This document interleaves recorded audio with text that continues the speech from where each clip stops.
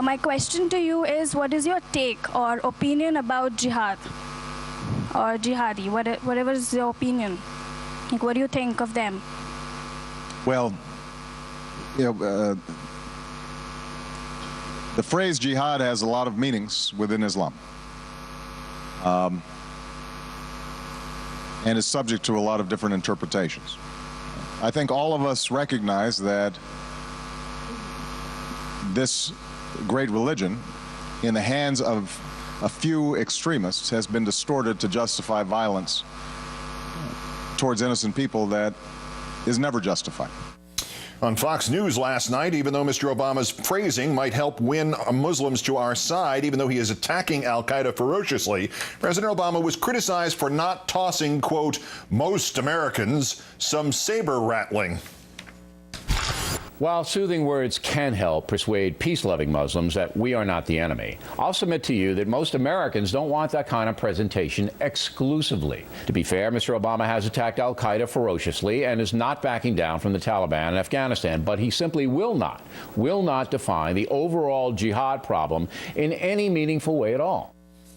Perhaps you'd like to look the word up, sir. It was the Bush administration that decided not to talk about, quote, jihad. Former Bush Undersecretary Karen Hughes, quote, whenever they hear Islamic extremism, Islamic jihad, Islamic fundamentalism, they perceive it as a sort of attack on their faith.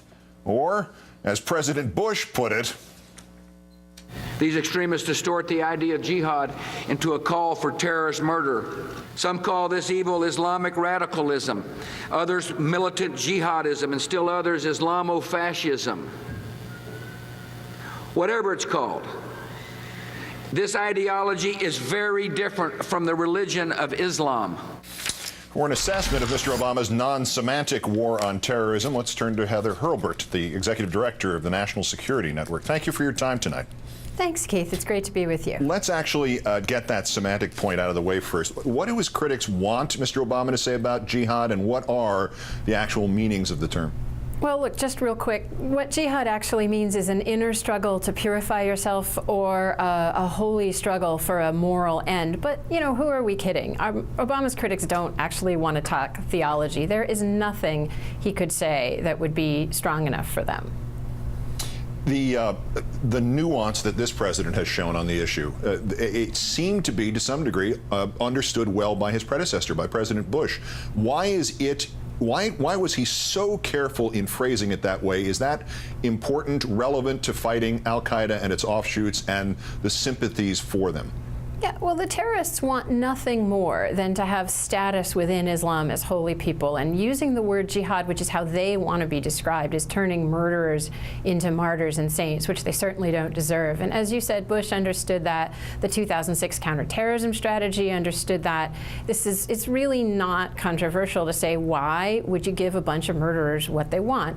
And by the way, who are the biggest victims of al-Qaeda? Muslims. Who do we depend on to give us tips and answers and help us track terrorists and prevent attacks?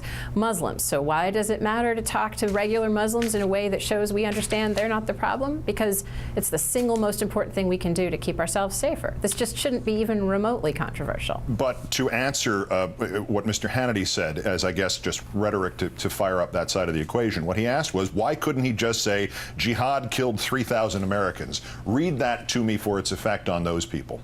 Well, let's see. If you're a teenage girl in India, and what you want to know is, do you understand about the threat here in India to both Muslims and non-Muslims? Do you understand what al-Qaeda is doing to our communities? Do you understand what it's doing in Pakistan? Do you see us Muslims as more than a bunch of kerchief-waving killers? That's what it says. You know, when you go around the world and you say, what we know about Islam is that some of you killed 3,000 of us, that says you don't really know anything about the world outside your country, which frankly is not what Americans want their president to do. I don't know what Sean Hannity wants, but that's not what Americans want their president to do. He wants money.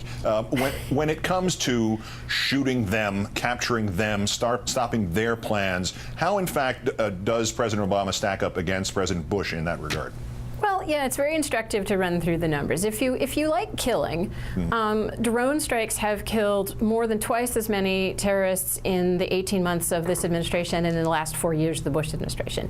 If you're actually the kind of person who prefers convicting terrorists, then our civilian courts in the last 18 months have convicted more terrorists than military tribunals did, again, in the last 4 years of the Bush administration. If you like deterring terrorists, then you'll be happy to know that jihadi chat boards are full of people complaining that Osama bin Laden and Ayman al-Zawahiri have gone silent because they seem to be afraid of being tracked by the drones. So by sort of every significant measure you can come up with, Obama's counterterrorism policy really stacks up pretty well and pretty aggressively, which is why we have to fight about semantics. There's nothing else to fight about. But does his background give him some cover in regarding taking a more aggressive stance and not alienating the moderates, or does he deal with trade-off and blowback there too?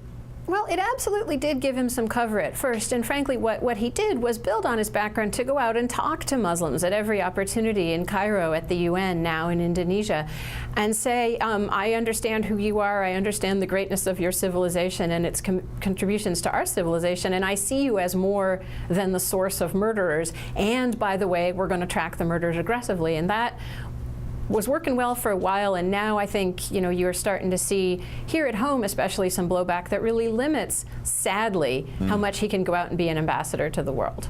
Heather Hurlbert, the Executive Director of the National Security Network. Great, thanks, most illuminating. Thank you. Well, thank you. Cutting to the chase, of course, underlying